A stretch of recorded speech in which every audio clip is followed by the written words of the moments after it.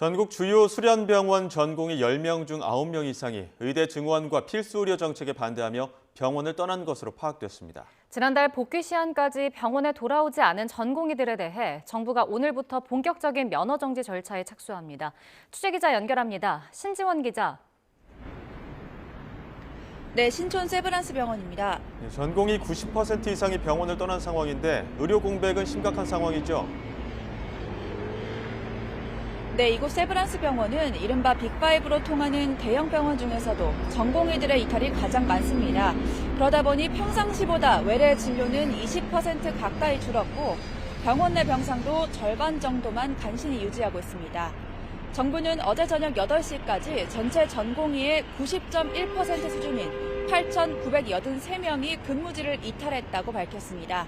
이는 지난달 계약 만료 이후 출근하지 않는 신규 인턴 의사들을 제외한 규모라서 실제 의료 공백은 더욱 커진 것으로 보입니다.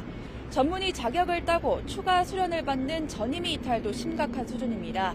세브란스 병원뿐 아니라 서울성모, 삼성서울병원 등 다른 대형 병원에서도 전임의 절반 정도는 지난달 계약 만료 후 이번 달부터 병원을 떠났습니다. 이른바 빅5 병원의 경우 전공의는 37%, 전임의는 16% 정도 비중으로 전체 의사의 절반 이상을 차지하기 때문에 중환자 수술이나 외래 진료 공백이 더욱 큽니다. 의료 공백이 커지면서 정부는 어제부터 긴급 대응 응급의료 상황실을 가동했습니다. 응급 환자가 병원을 찾아 전전하는 응급실 뺑뺑이 현상을 예방하기 위한 대책으로 서울과 대전, 대구, 광주 등 4개 권역에 사무실을 설치하고 환자 상태에 따라 병원 배정과 이송을 조율하고 있습니다.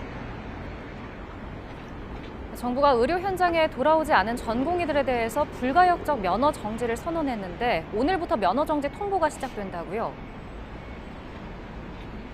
네, 정부는 어제에 이어 오늘도 전국 수련병원에 담당자를 보내 현장 점검을 진행하고 있는데요.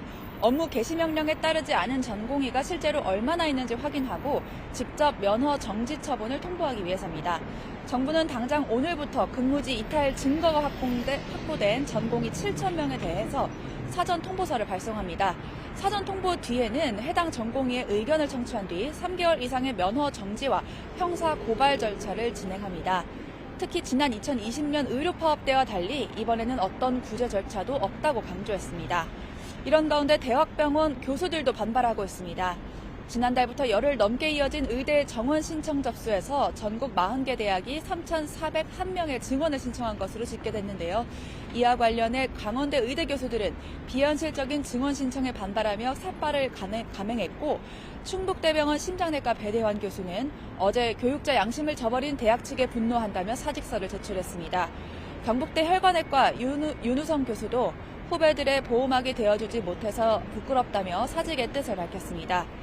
정부가 강경 대응에 나선 가운데 의대생과 전공의에 이어 교수들까지 반발에 나설 경우 의료 현장 혼란은 더욱 커질 전망입니다. 지금까지 세브란스 병원에서 YTN 신지원입니다.